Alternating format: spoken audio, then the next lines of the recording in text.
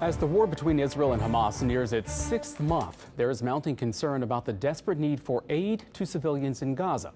This week, Israeli forces fired on Palestinians when crowds rushed an aid convoy. The U.S. now says it will use airdrops to deliver humanitarian supplies. CBS's Bradley Blackburn explains. Over Gaza Friday, planes dropped dozens of packages of help. The aid parachuting down to the ground where people in the war-torn territory scrambled to collect it. These supplies came from a Jordanian plane, but the U.S. says it will soon deliver help the same way. At the White House Friday, President Biden promised the U.S. will begin airdropping emergency humanitarian assistance into Gaza soon. Aid flowing to Gaza is nowhere nearly enough. Now it's nowhere nearly enough. The decision comes after a deadly incident this week when crowds surrounded an aid convoy in Gaza City. The Hamas-run health ministry says more than 100 Palestinians were killed and hundreds more injured after Israeli troops opened fire.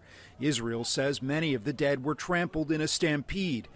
Jordan and France are among the countries already using airdrops as international frustration mounts over Israel's tight control on deliveries at the border.